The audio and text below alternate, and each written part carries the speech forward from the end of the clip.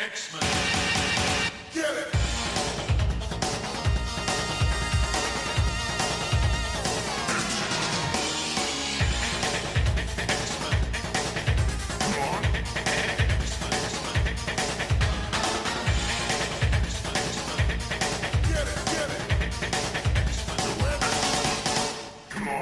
Hey everyone, and welcome to another exciting episode of Battle of the Atom. This is your weekly X-Men podcast where we rank every story from A to Z. I'm Adam. And I'm Zach. And Adam, how you doing on this Where beautiful are you? Tuesday? I can't see you. What's going on? Everyone seems to be lost. I put an SOS to the world, and I just hope that someone finds my message in a bottle. Oh man, all the X-Men there are completely lost, and we need to search and hunt for them this week. So many ding-dang X-Men they're not here this week. And do you know why, Adam? I'm assuming it's because somebody requested that we hunt them down and search for them. It is. It's because Dave Boca went on over to patreon.com/Xavier Files and said, Brothers, I'd like you to talk about those X-Men's, and I want you to talk about the times when the X-Men lost each other, but they had to find each other yet again. And I think that's an emotionally cathartic moment that all of us need to experience during these Rona times, which we are still in. They can't just find each other, though. They have to hunt each other or search for each other. You can search. Yeah. You could search or you can hunt. We're going to do 2 hunts and 1 search. Well, let's see. There's going to be 2 hunts. There's going to be 1 search. There's also going to be some things that are lost, some ends that are dead. There's going to be a lot of things that we go over on this hunt. Yes. Which hunt should we start with? The first hunt that we're going to talk about today is the hunt for Xavier. This took place during Uncanny X-Men. What was it? Uncanny 362 to 364, and then regular adjectiveless X-Men 82 to 84. It's written by Steve Seagal and Joe Kelly, with art by Chris Bachalo, Adam Kubert, and Leinil Francis Yu. Yeah, we've got a pretty solid art lineup here. It's pretty good. This is a pretty good art team. Yeah. I mean, bouncing back and forth between Chris and Adam is fun stuff, I think. Oh, you like that? You like that, Adam? It seems I like do. You'd like that. I like that. I do. What I like less is that for narrative reasons, that the hunt for Xavier leads 2 separate branches of this team to split up and go off to opposite ends of the earth to have separate stories they really that only resolve in the last issue. I'm not as fond of that. Yeah, it's a weird search, in that it starts out in one issue and everyone's together, and then they split up, and you never split the party. It's in the Dungeon Master's Guide 101, don't split the party. But yet they split the party. One team goes to San Francisco, to Alcatraz, because they found 2 different readings of where Xavier might be. 2. One of them in Alcatraz, the other one in Russia. Yeah, what's the made-up country? Tajikistan? I mean, it's somewhere in Russia. What do they call it? It's so fake. It's Tajikistan. I think that might actually be a real region in Russia, Adam. I think you might be bad. Tajikistan is a mountainous, landlocked country in Central Asia, and I am a terrible human being. Yeah, that's a real place, my dude. That sounded made up. I'm sitting here, I'm like, hold on, wait. No, that one's real.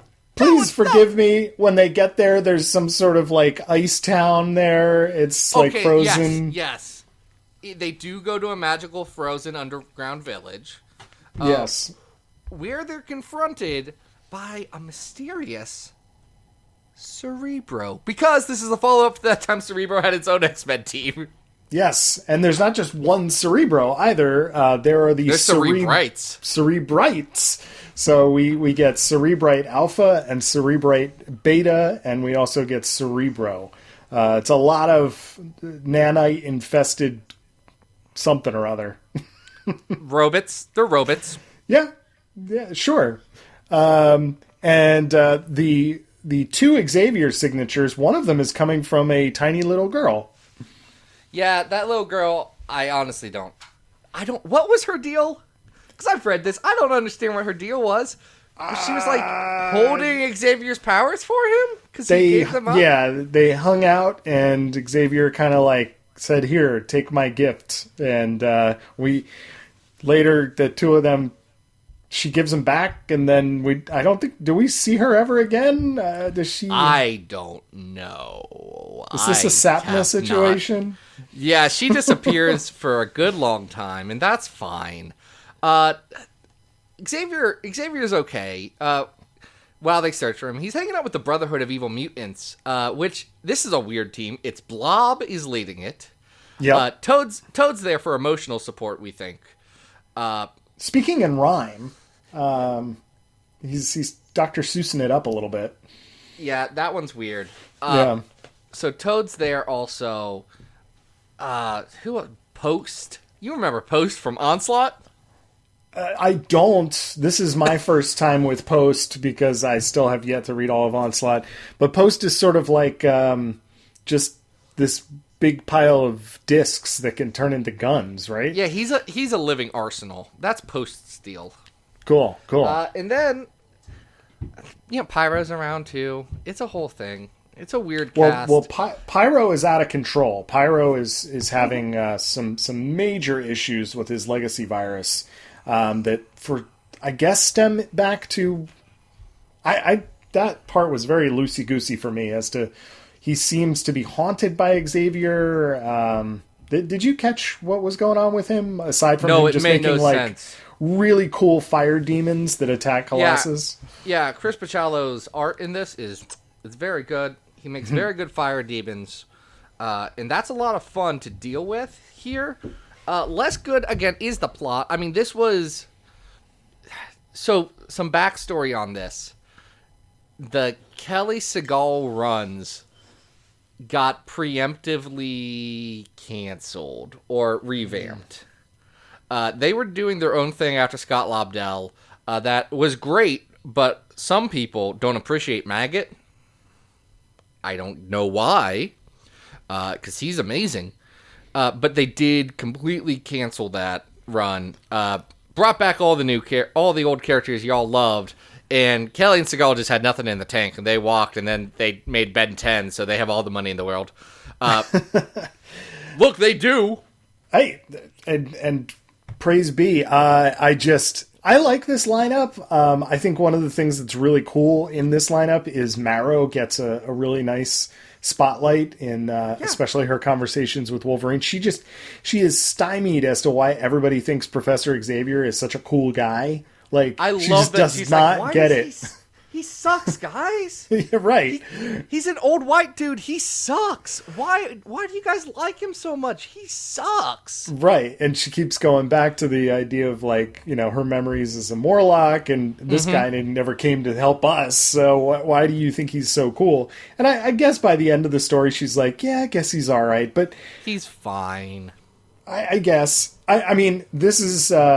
The story is resolved by teaching Cerebro the value of human life. Look, the story leaves a lot to be desired. Well, we also get that lineal U fill-in art, which does not... It's early U, and it does not live up to his later work, so... It doesn't live up to the stuff he's currently doing in X-Men, which is pretty good. Has some trouble with some faces... but now it's great. Like, he can just draw Apocalypse as a big man with his sword and be like, Crucible. And that's fun.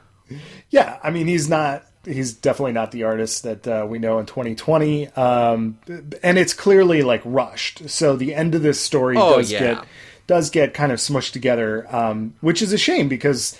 Adam Kubert especially is doing some of his fun experimental stuff where... he has a great section in here. Yeah, there's this whole reality warping thing where Nina sort of sends that part of the team into sort of like Laffy Taffy land, and well, I guess he switches over to the colored pencils. I'm not sure what materials he's using there, but we've seen that effect in his other work, like Origin, and the Wolverine Spidey thing that we did not too long ago.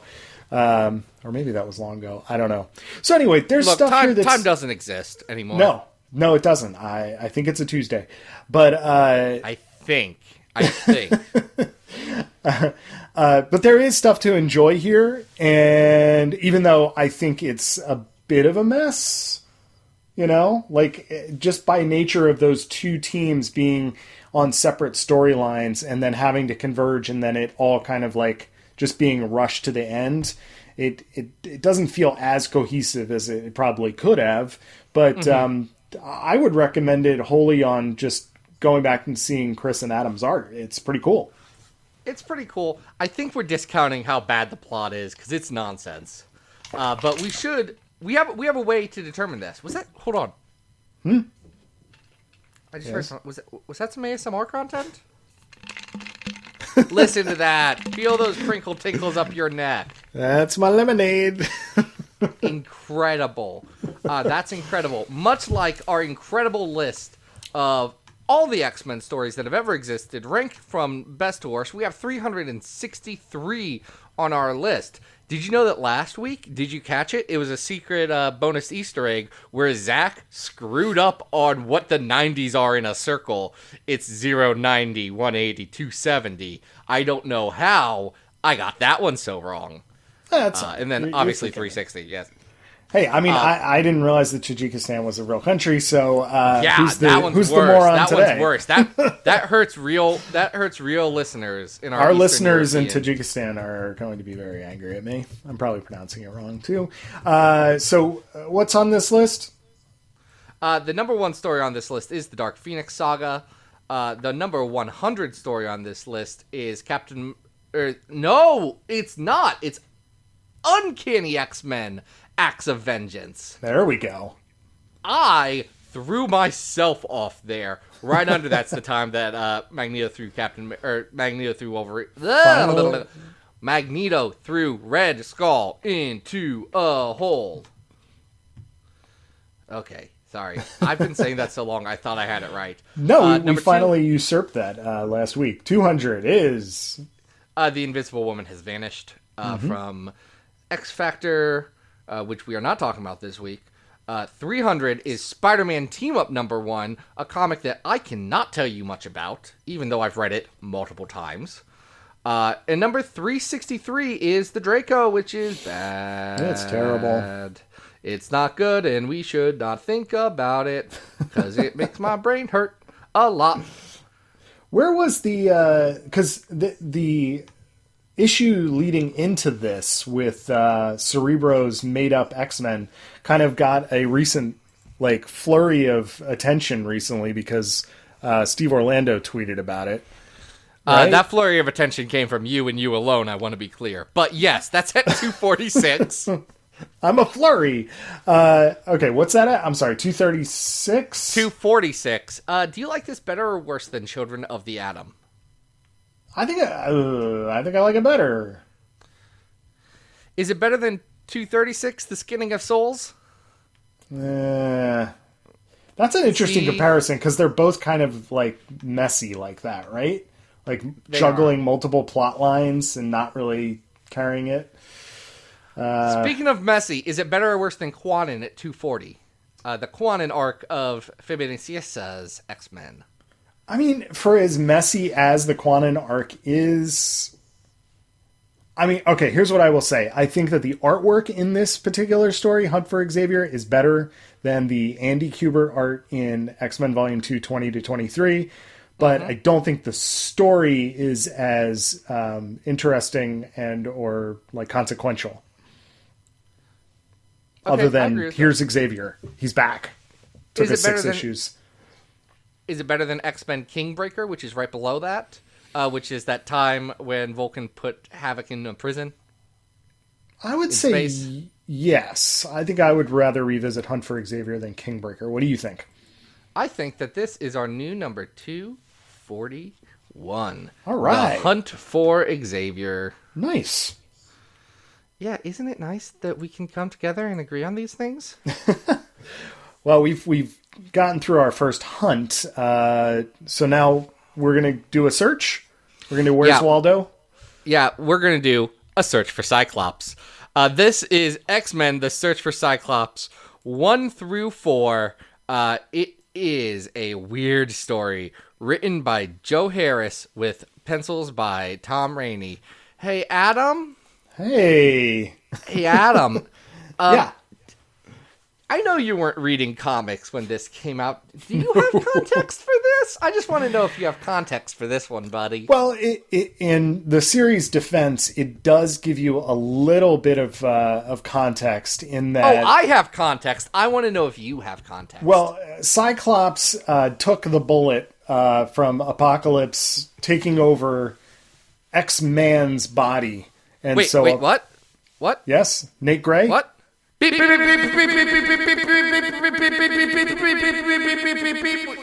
an X-Man update. X-Man has not appeared since the end of Age of X-Man. This concludes your X-Man update. He's still hanging out in that trolley car with Splinter Magneto. Yeah, he's just hanging. Yeah, so Cyclops sacrificed himself and now kind of wakes up amnesiac style on a shipping boat, having dreams. As he is wont to do. I guess. He does like ending up on boats, and he's having these dreams about ancient Egyptian apocalypse slaughtering people. So, yeah, he's been bonded with Apocalypse at this point, which just has... I tell you what, it's got that Clan Akaba. They are all messed up because of it. Ozymandias, who you may know from his very good poem, is here. He wants this to get fixed. Blacksmith, who's Cable's weird alien friend, does not like it and does want Cable to say, hey, you're going to have to kill your dad. Like, you know that, right? Like, you're going to have to kill your dad. Jean Grey, who's not a member of Clan Akaba, is not happy about this and wants to find her husband. There's a new character named Anais, who's a cat lady. Like cat predator lady, like weird. She's a cat lady. Like, I assume she also likes cats, but in a very real sense, she does try and turn into a cat several times and succeeds a lot, really. Yeah, and did we mention Cable is tagging along with Jean Grey as well, with his scimitar, and they're being led around by Ozymandias. I really hate Cable's costume in this era. This is a Leinil Francis Yu original.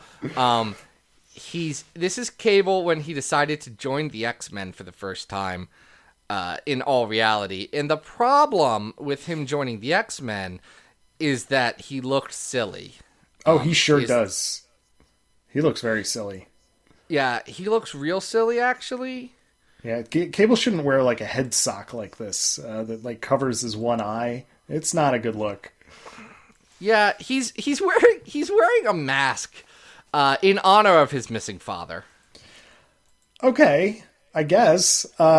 Anyway, the two of them. I mean, that's his explicitly stated reason in a different comic. That's really why he's doing it. I mean, is it a good look? No, it is not. No, it is not. And the two of them do succeed in tracking Cyclops down, but we have to spend the majority of this 4-issue mini just following Cyclops around in this like very boring. He's hanging out with the crew of the shipping container. The only highlight for me is that Blacksmith hired the Dark Rider Gauntlet to try and kill Cyclops. That part's pretty funny. Gauntlet was in it. I forgot Gauntlet was in this, and I laughed the entire time because Gauntlet does suck. He's a World of Warcraft ass looking orc man with a big gun. Yeah, and a cape. He's not good.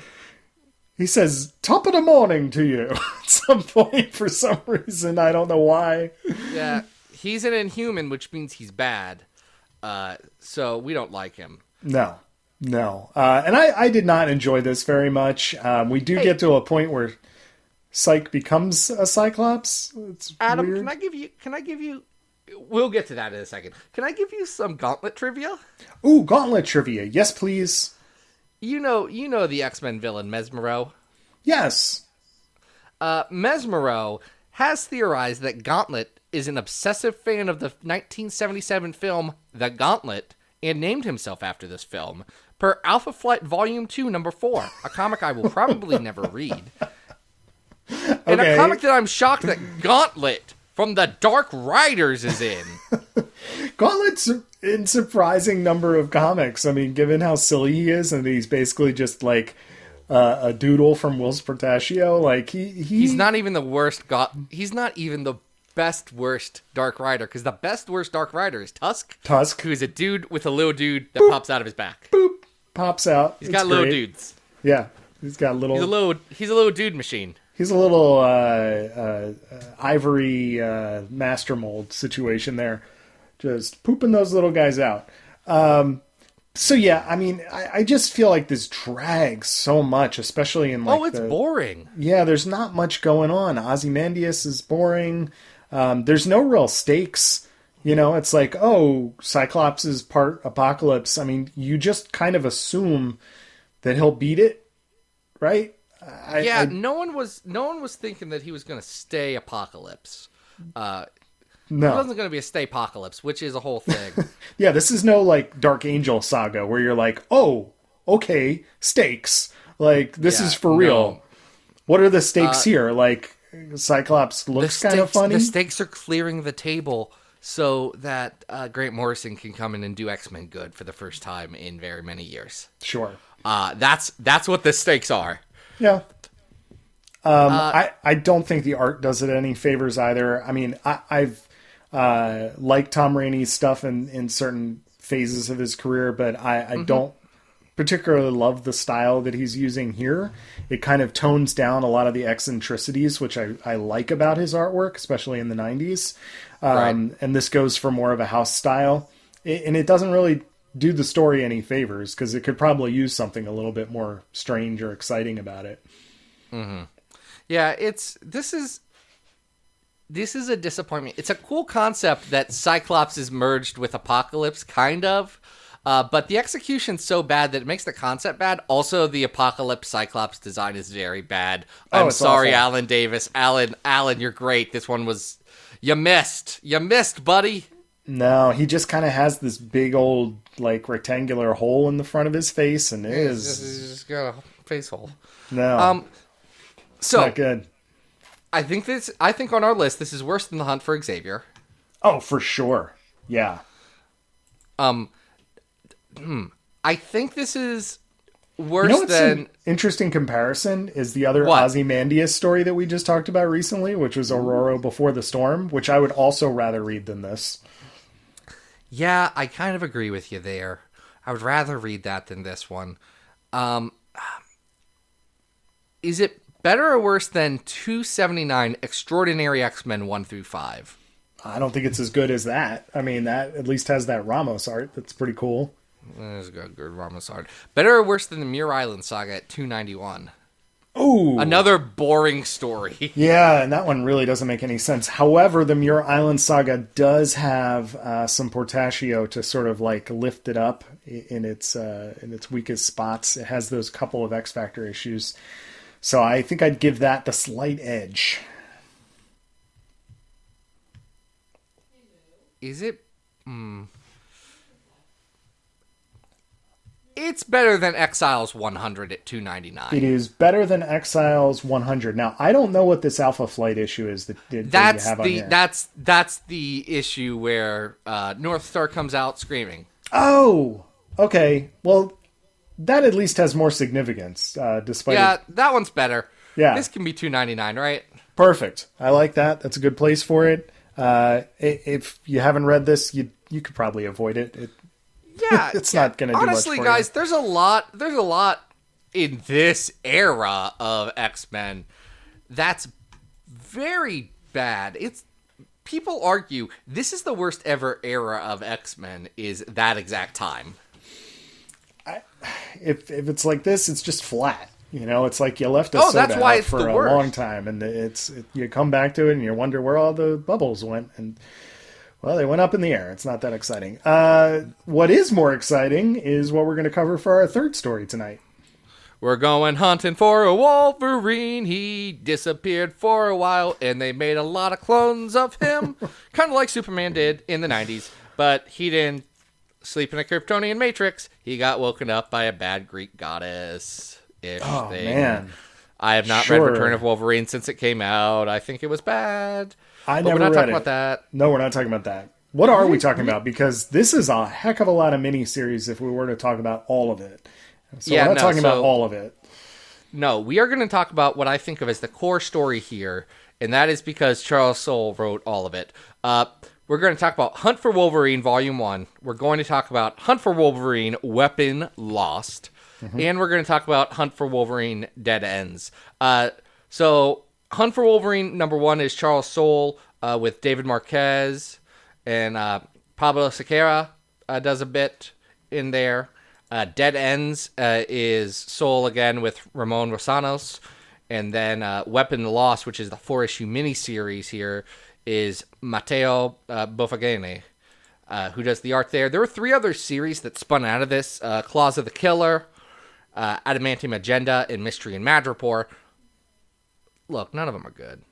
Well, and you can read Dead Ends and get a synopsis on one page of everything that happened in all of them, including a Turns separate out page. it was a lot of dead ends. Yeah. So you really could, kind of pick your mini and still figure out what was going on if you hadn't read the rest of them. But Weapon Lost, I'm glad I read this one, because this was one I read. I think I read Adamantium Agenda and the Madripoor one, but I don't remember reading this one at the time. And it's good. I think it's okay. We're gonna have to get back to that one. Let's talk Hunt for Wolverine in general first. The X-Men find out that Wolverine is not in his grave, No. and they want to go find him. So Kitty Pryde, she goes by Kate now, and we should respect that. But Kitty at the time does go around and recruits Daredevil and Tony Stark and the X-Men to go and hunt for Wolverine and find clues for him. This next one, Weapons Lost, follows Daredevil's team. He gets Misty Knight, who's a good detective, and we like her. He also acquires Frank McGee, the Inhuman detective. I love that guy. I don't usually like any Inhuman, but I kind of loved him. He shows up on a... Did you read the Soul Inhuman stuff? No, is Frank McGee like a big part of that? He's a pretty major character in that. Okay. It's not my favorite. I'm sure I wouldn't love it either. I don't usually like anything involving Inhumans, but... Do you want to know what his alias is? Who, Frank McGee? Yeah, what his code name is? Yeah, what's his code name? Nur. N-U-R. Nur. Nur? That's pretty... Nur. Nerdy. It's bad. That's not great. So we've... Oh, and we forgot the most important member of the Weapon Lost team, which is... What do they do here to one of the fan favorite New Mutants? Okay, so Doug Ramsey's in this one. Yes. And Doug Ramsey's addicted to the internet. He ain't looking so good here, man. Okay, but when we say Doug Ramsey's addicted to the internet, we don't mean like he's checking Twitter more than he probably should for his mental health. I mean, he's a heroin addict who's gets off on phones. Yeah, his fix is that smartphone, and he is constantly being... he needs to have it taken away from him. It is a hell of a premise to throw into this random miniseries. It's the worst. I hate it so much. It's bad. Is it worse than... Hold on a sec. Is it worse than Cypher speaking binary code and or speaking martial art body language? Like, which one of these is the worst version of Cypher knowing languages? This one, because the other one acted like Cypher still. This one's bad. He's not recognizable as Cypher. No, you're absolutely right. Yeah. This one's bad. The other ones are very dumb too. Do not get it wrong. those are stupid. This one's bad. It makes me a little upset. I'm not even a big Cypher guy, but it turns out to make Cypher cool, you just have to be Jonathan Hickman and write him, and then people are like, oh yeah, I guess we like Cypher now. He has a plant friend? He give him a warlock arm, and let him be the sole communicator with the island they live on. I mean, like, that's a good way to go, right? Yeah, it's pretty good. That's a lot better. Anyway, we also run into Albert. Yeah, they think they're chasing Wolverine, who is going on a killing spree, and it turns out it is not. It is Albert. Albert also wouldn't go on a killing spree. Albert's a good boy who cares about LCD. Well, that's what he's looking for. He's looking for LCD. I love that. Are you getting it now that you say it out loud? Are you getting what LCD is? I've gotten that joke. I just love it. I love that joke. Larry Hama, genius mode right there. But so Albert is. Do we figure out what Albert's deal is here? Why is he killing people? I forget. No, we don't. That's right? Why I don't like it. Because he shows up for the middle two issues, and they're like, I guess that wasn't Wolverine. And then they go, like, I don't know what else we're going to find. Oh, maybe that one random guy we interviewed was lying or something. Yeah, and then he blows up. Yeah, that's the whole thing. And you're like, oh, I wonder what Soteria is. Yeah, it's a shame because the story is treading water. It's kind of nonsense, but it's very nonsense. But yes, but the general idea of having these characters together, aside from the problems with Cypher, we'll put that aside for a second. I do just move it on over. I like the Misty McGee Murdoch combo here. Going on detective adventures, that's fine. The problem is there is no mystery here. Like, there's nothing really to solve, and Dead Ends just proves this 100% all over again, because as they start to recap what happened in each of these different miniseries, and it all turns out that it's the mastermind of, like, some lady in white with we've never met, with a musical note for a head, and we don't get any explanation because we're told we got to immediately start reading Return of Wolverine to find out what happens. It doesn't make a lot of sense. Like, we're talking about zombies. We're talking about Albert. We're talking about Sinister's catalog of the entire mutant race. What did that all have to do with each other? I don't know that it ever adds up to anything. You remember how the lead up to this was Wolverine appearing on post-credit scenes in a lot of comics for a while. Right. Where's Wolverine? Where's Wolverine? And you remember how the intro kickoff of all this from from Marvel Legacy was Wolverine fighting some frost giants and driving a beer truck and getting a Infinity Stone.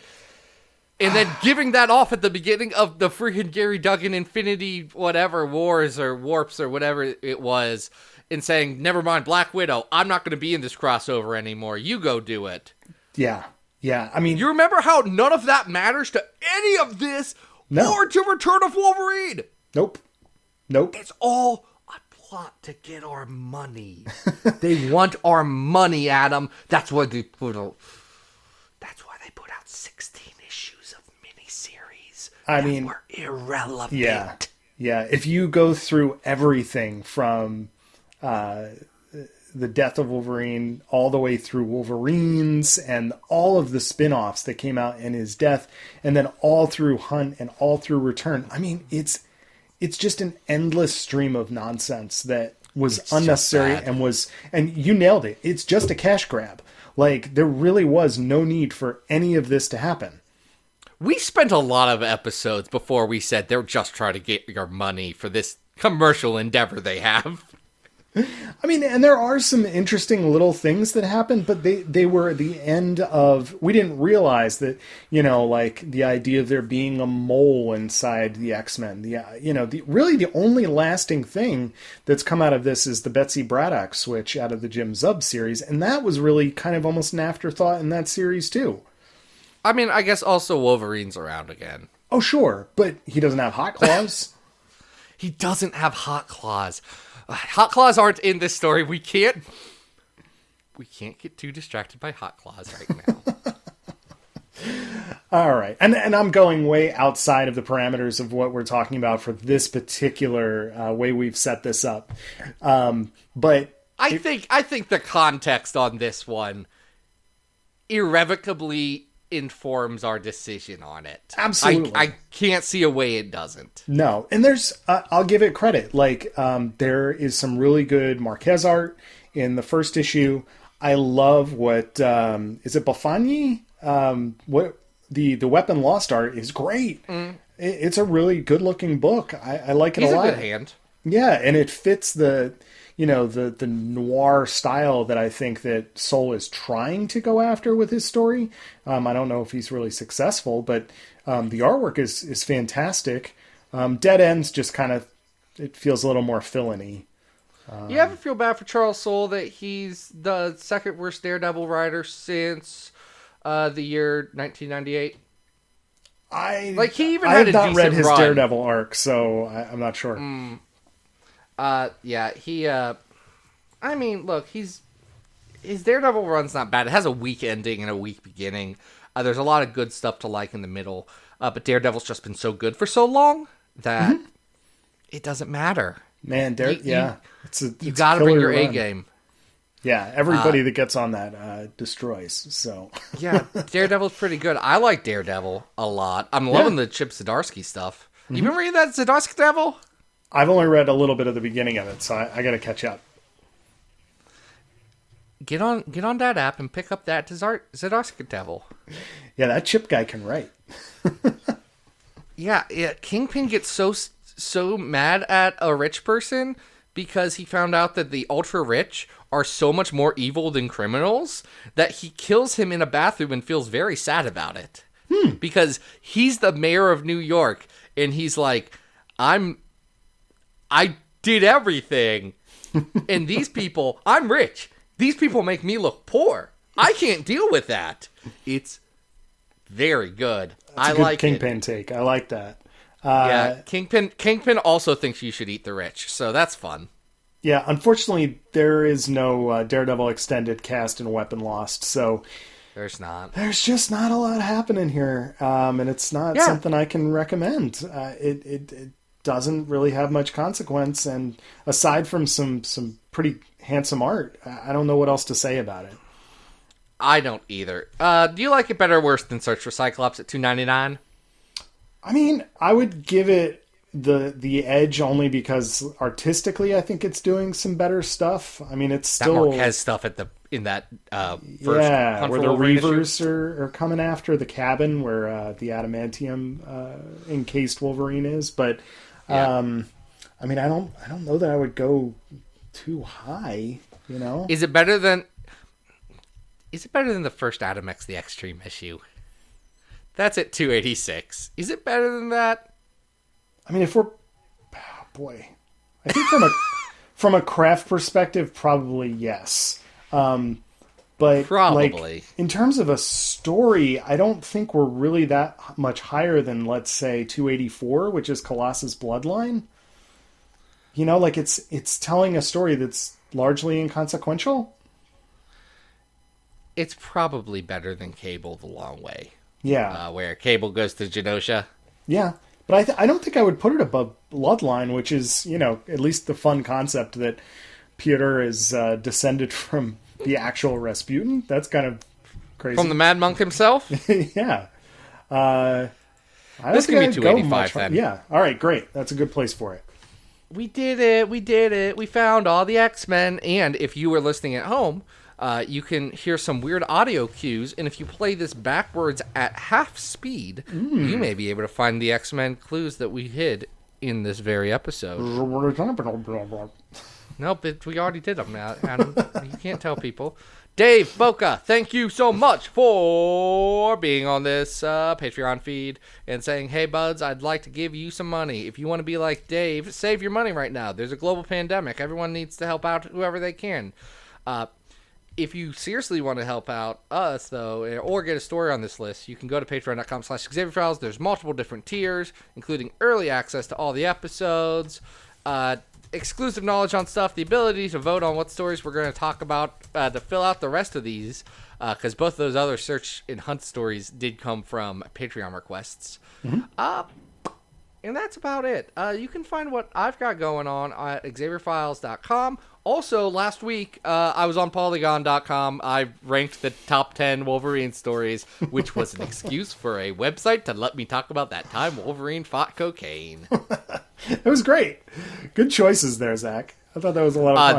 They were great. If you look at our list and compare it, you will notice that I took most of those stories from our list. Yeah. We've only ranked so many Wolverine stories. I didn't want to think about the other ones. That's okay. It was a good combination. Another thing you covered recently, I think we mentioned on last episode, is the collection, which is the X-Men fan trading card set.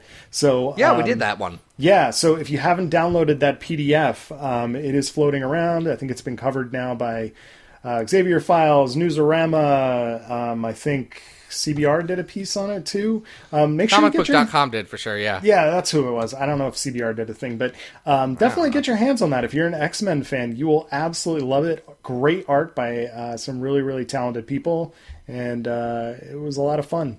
So check that out. Adam, this week you showed up on a different podcast, didn't you? I showed up on...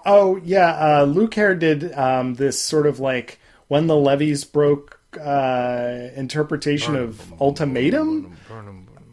Yeah, y'all know Ultimatum. It's very bad. It's not on this list yet. So I do a quick cameo there as Spider-Man's principal, Sutras. Okay. I think it is.